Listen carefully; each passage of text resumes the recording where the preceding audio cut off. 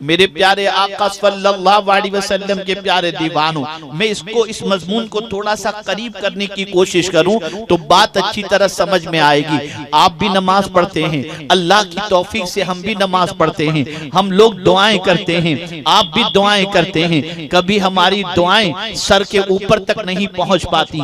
हम वज़ाइफ करते हैं, वज़ाइफ के बाद हम अल्लाह की बारगाह में इल्तिजा करते हैं। हमारी दुआएं बसा औकात कुछ कबूल भी होती हैं और कुछ कबूल भी नहीं होती। हमारी जिंदगी का मामला यह है कि मदीना मुनव्वरा पहुंचकर रसूल आजम सल्लल्लाहु अलैहि वसल्लम के मुवाज़िह अक़दस के सामने खड़े रह करके हम दुआएं करते हैं और उसके बाद कुछ दिनों के बाद, याद रखें इस चीज को, किसी की दुआ अल्लाह रद्द नहीं फरमाता, लेकिन दुआ की कबूलियत के 3 तरीके हैं। लेकिन जो मांगो वो मिल जाए ये अल्लाह हर किसी को नहीं अता करता, ये उसको अता करता है जिसको परवरदिगार ने ताजे विलायत अता फरमा दिया है और जिसे जन्नत का वारिस बना दिया है। अब आप देखें मेरे प्यारे आका सल्लल्लाहु तआला अलैहि वसल्लम के प्यारे दीवानों, रोजाना बहुत सारे लोग उलमा और मशाइख के पास जाकर के अर्ज करते हैं, हजरत आपने ये फरमाया था 40 दिन ये अमल करो, मैं कर रहा हूँ लेकिन मेरी बात अभी तक नहीं बनी। मैं ये अमल कर रहा हूँ, मेरी बिगड़ी अभी तक नहीं बनी। मैं ये वजीफा पढ़ रहा हूँ, मेरी परेशानी अभी तक दूर नहीं हुई। अल्लाहु अकबर, यकीनन फरमाने रिसालत माब सल्लल्लाहु अलैहि वसल्लम तो हक है, फिर ये मामला कहाँ अटक रहा है? तो सुन लें, आकाए करीम सल्लल्लाहु तआला अलैहि वसल्लम ने उसकी दुआ की कबूलियत का वादा फरमाया है और बशारत अता फरमाई जिसके हलक के नीचे हलाल का लुकमा उतरता हो और फिर वो बंदा बारगाहे समदियत में हाथ उठाए तो इससे पहले कि वो अपनी ज़बान से कुछ कहे, उसके इरादे पर मौला उसकी हाजतों को पूरी फरमा दिया करता है। ऐ रसूल आज़म सल्लल्लाहु अलैहि वसल्लम के दीवानों, अब आइए मैं आपको बताऊं, एक अमल अगर पूरी दुनिया का मुसलमान इख्तियार कर ले, पूरी दुनिया का मुसलमान अपना ले, पूरी दुनिया का मुसलमान उसका आदी बन जाए, मैं यकीन के साथ कहता हूँ औलिया के फैजान से, रसूल आजम के फैजान से, कुरान मुकद्दस के फैजान से अल्लाह उसकी भी बिगड़ी बना देगा, उसके भी काम बना देगा। वो चीज कौन सी है? तो वो तकवा की दौलत है, वो अल्लाह से डरने की दौलत है।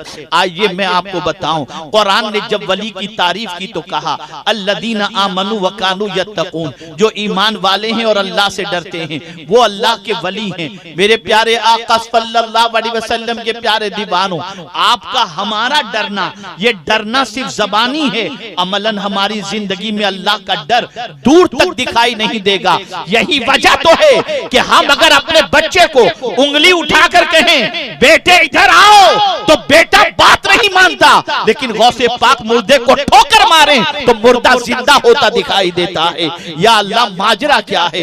मुर्दे को गौसे पाक ने खिलाया नहीं, ठोकर मारते हैं तो जिंदा हो जाता है। जिस बच्चे को पूरी जिंदगी खिलाए हैं वो बच्चा बात नहीं मानता तो जवाब मिलेगा गौसे पाक का कदम गुनाहों की तरफ नहीं उठा, गौसे पाक का कदम अल्लाह के इरशाद के खिलाफ नहीं उठा।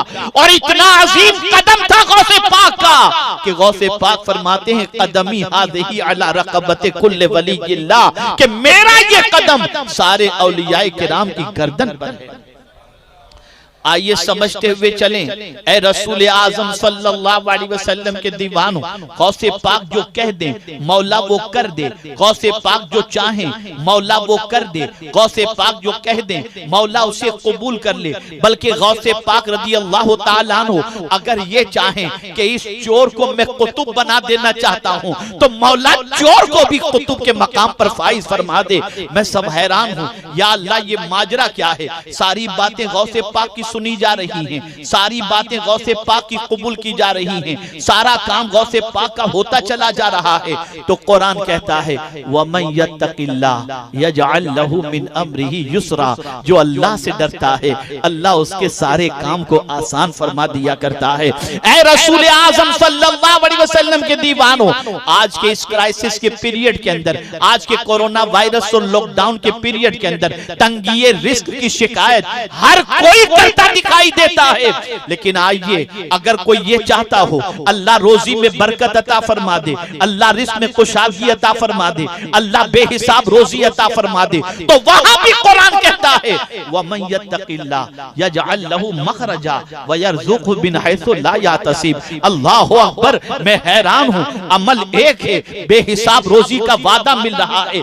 आखिर क्या वजह है कि औलियाए किराम अलैहिमुर रिदवान के दस्तरखान से कोई भूखा नहीं जाता था। जमीन पर थे तब भी खिलाते थे, और जमीन के अंदर हैं तब भी खिला रहे हैं। लेकिन आप जरा देखें, मुझे मदरसा चलाना है तो मुझे सेठों को गुजारिश करनी पड़ेगी, भैया जरा चंदा दीजिएगा, मदरसे का ख्याल कीजिएगा, 150 बच्चे पढ़ रहे हैं, टेंशन माइंड पर रहता है, सैलरी का क्या होगा, बच्चों का क्या होगा, सेठ से गुजारिश करनी पड़ती है। लेकिन मैं हैरान हूं, जिसके दस्तरखान पर रोजाना बेहिसाब लोग खाने के लिए आते हो, उस गौसे पाक को कभी किसी सेठ के पास गुजारिश करते हुए हम नहीं देखते, गौसे पाक को भी नहीं देखते, गरीब नवाज को भी नहीं देखते कि किसी सेठ से कहे हो जरा लंगर का ख्याल रखना, ऐ मेरे करीम ये लंगर चलता कैसे है, तो जवाब मिलेगा जो अल्लाह से डरता है अल्लाह उसके सारे काम को आसान कर दिया करता है।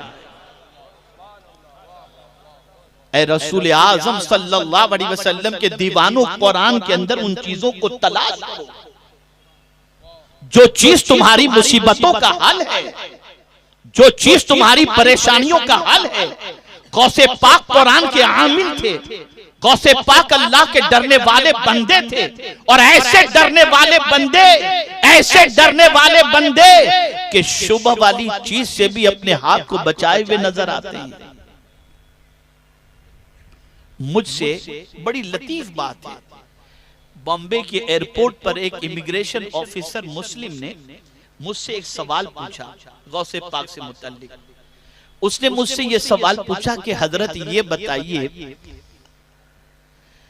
कि हमारी नाइट शिफ्ट अगर होती है, 2 रातें हम जग लेते हैं तो फिर चलना हमें दुश्वार होता है, पैर लड़खड़ाने लगते हैं, तबीयत में बदमज़गी पैदा हो जाती है। हजरत ये बताइए, ये अल्लाह वाले और खास तौर पर गौसे पाक 40 साल तक इशा के वुजू से फजर की नमाज उन्होंने अदा की, तो क्या उनके पैरों में लड़खड़ाहट या उनको नकाहत नहीं होती? ये सवाल उसने पूछा। तो मैंने कहा बेटा, मुझसे ही बैठे, तो मैंने उससे कहा बेटा जैसा सवाल है इंशाअल्लाह उसके मुताबिक मैं तुम्हें जवाब दूंगा। उसने कहा हजरत फरमाएं। मैंने कहा हम में और गौसे पाक और औलियाए किराम में बड़ा फर्क है, हर एतबार से तो फर्क है, लेकिन खास एक फर्क ये है कि हम जिस्म को तवाना बनाते हैं, वो रूह को तवाना बनाते हैं। हम जिस्म को ताकतवर बनाते हैं, वो रूह को ताकतवर बनाते हैं। और याद रखना, जिस्म पर हुकूमत रूह की है, रूह पर हुकूमत जिस्म की नहीं है।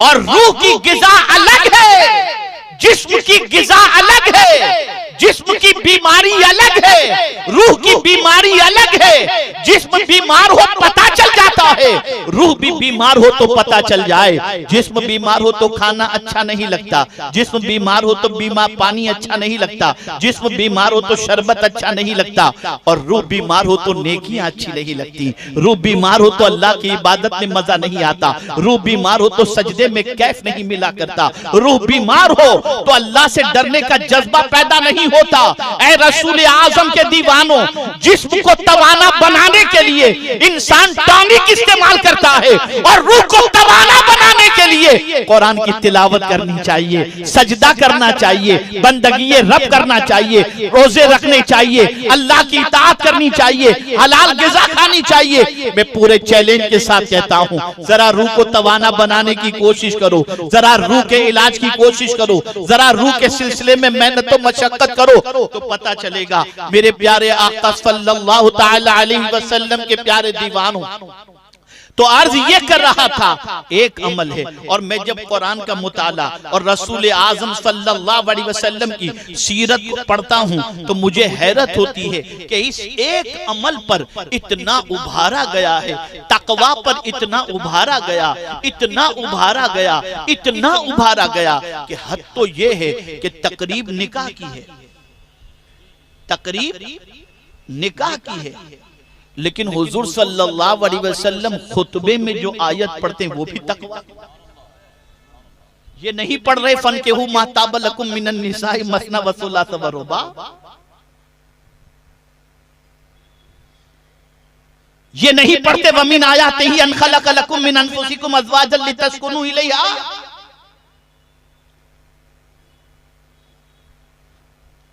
तकरीब निकाह की हो रही है और हुजूर आयत पढ़ रहे, या अय्युहल्लज़ीना आमनु तक़ुल्लाहा हक़्क़ तुक़ातिही वला तमूतुन्ना इल्ला व अंतुम मुस्लिमून। या अय्युहल्लज़ीना आमनु तक़ुल्लाहा वक़ूलू क़ौलन सदीदा।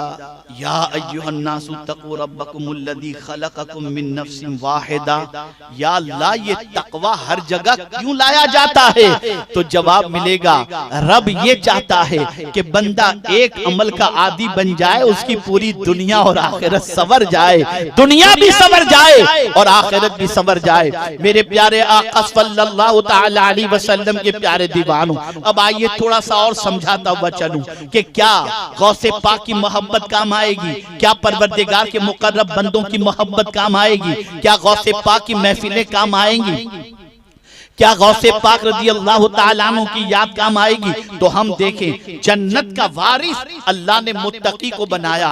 परवरदिगार जल्ल जलालहू ने मुत्तकी के सारे काम को आसान फरमा दिए। परवरदिगार ने मुत्तकी को बेगुमान और बेहिसाब रोजी का वादा फरमा दिया। अब आइए हम देखते हैं, जरा गौर से सुनिएगा, खास तौर पर मेरे नौजवान भाइयों से मैं गुजारिश करूंगा कि कान लगा करके सुने। कहां जा रहे हो, किस सम तुम्हारा सफर है, कहां दोस्ती के हाथ बढ़ा रहे हो, व्हाट्सएप और फेसबुक के ऊपर कहां कहां तुम बढ़ रहे हो और किसकी तरफ दोस्ती का हाथ बढ़ा रहे हो? आओ कुरान से पूछते हैं, किसकी दोस्ती तुम्हें दुनिया में भी काम आएगी और किसकी दोस्ती तुम्हें आखिरत में काम आएगी? अल्लाह अकबर। दुनिया के जितने दोस्त हैं मुसीबत के मौके पर साथ छोड़ देते हैं, परेशानी के मौके पर साथ छोड़ देते हैं, बल्कि कोरोना ने तो कयामत से पहले कयामत बता दी। अल्लाह अकबर कि अगर भाई कोरोना का शिकार है तो भाई मिलने नहीं जाता कि कहीं कोरोना चिपक न जाए, दफनाने के लिए नहीं जा पाता। मैं उस फैमिली को जानता हूं जिस फैमिली में 5-6 बच्चे हैं और उसका बाप कोरोना से इंतकाल हुआ, पूरा घर क्वारंटाइन था, बाप के जनाजे में एक बेटा भी शरीक न हो सका।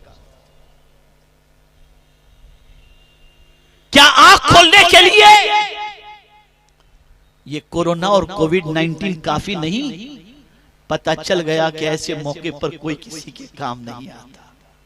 जब यहां कोई किसी के काम नहीं आता तो वहां के हवाले से तो कुरान ने कह दिया, वाज़ेह लफ्जों में कह दिया कि कयामत के दिन बेटा बाप से भागेगा, बाप बेटे से भागेगा, माँ बेटे से भागेगी। कयामत में तो कोई किसी का नहीं होगा, बल्कि परवरदिगार फरमाता है वकुल्लुहुम आतीही यौमल क़ियामत फरदा, हर शख्स कयामत के दिन तन्हा आएगा। तो जब दुनिया में हमने देख लिया कि इस छोटी सी दुनिया के अंदर मुसीबत में हमारे कोई काम नहीं आता, तो कयामत की जब नफ्सी नफ्सी की कैफियत होगी, यहां तक फरमाया गया कि मां अल्लाह की बारगाह में अर्ज करेगी, मेरे मौला मेरे बच्चे को फिदिये में ले ले, इसे जहन्नम में डाल दे लेकिन मुझे जन्नत में डाल दे। मां कहेगी अल्लाह की बारगाह के अंदर। जिस बेटे की परवरिश में मां ने अपना सब कुछ खर्च कर दिया, वो मां कयामत में बेटे से कोई तवक्को भी नहीं रखेगी और न बेटे की परवाह करेगी। एक दूसरे से भाग रहे होंगे, एक दूसरे की पहचान नहीं होगी। उम्मुल मुमिनीन हजरत आयशा सिद्दीका रज़ी अल्लाह तआला अन्हा ने आकाए करीम सल्लल्लाहु अलैहि वसल्लम से दरियाफ्त फरमाया, तो सरकार सल्लल्लाहु अलैहि वसल्लम ने यही फरमाया कि कयामत में लोग नफसी नफसी में होंगे, एक दूसरे को कोई देख भी नहीं रहा होगा, सबको अपनी फिक्र होगी। लेकिन कुर्बान जाइए मेरे रब की अजमत पर कि हुजूर के सदके में मेरा मौला इस उम्मत पर करम फरमाकर वहां भी काम आने वालों की निशानदेही फरमा दे कि अगर तुम ये चाहते हो कि वहां भी तुम्हें कोई काम आए तो आओ मैं तुम्हें निशानदेही कर देता हूं। जब कभी दोस्ती या मोहब्बत का चिराग जलाना चाहो तो सीने में उसकी मोहब्बत का चिराग जलाना जिसकी दोस्ती के हवाले से मैं तुम्हें निशानदेही करता हूं। तो कुरान ने क्या कहा, अल अखिल्ला यौमइज़िन बअदुहुम लिबअदिन अदुव्व इल्लल मुत्तकीन। कयामत के दिन बाज जिगरी दोस्त दुश्मन बन जाएंगे, दुश्मन बन जाएंगे, लेकिन जो अल्लाह से डरने वाले बंदे होंगे और उनसे अगर कोई मोहब्बत करता होगा तो कुरान कहता है कि वो दुश्मन नहीं बनेंगे, वो तो उस वक्त तक जन्नत में कदम न रखेंगे जब तक कि अपने मानने वाले को अपने साथ लेकर के न जाए। इसी को आला हजरत अजीमुल बरकत कहते हैं। इस निशानी के जो सग हैं नहीं मारे जाते, इस निशानी के जो सग हैं नहीं मारे जाते हश्र तक, दुनियाई में नहीं, हश्र तक मेरे गले में रहे पट्टा तेरा। या गौस कयामत तक मेरे गले के अंदर आपकी गुलामी का पट्टा रहे ताकि कयामत के दिन हम मारे न जाएं, बल्कि ये गुलामी का पट्टा हमारी नजात का सामान बन जाए। मेरे प्यारे आका सल्लल्लाहु तआला अलैहि वसल्लम के प्यारे दीवानों, तो सैयदना गौसे पाक हों या औलियाए किराम अलैहिमुर रिज़वान की ज़बाते मुक़द्दसा हों, इनसे मोहब्बत, इनसे अकीदत, इनकी उल्फत दुनिया में भी काम आएगी, आखिरत में भी काम आएगी। बल्कि सुनो, हदीस मुबारका में मौजूद है, एक हाफिज कुरान ऐसे 10 आदमियों की बख्शिश करवाएगा जिन 10 आदमियों पर जहन्नम वाजिब हो चुका होगा।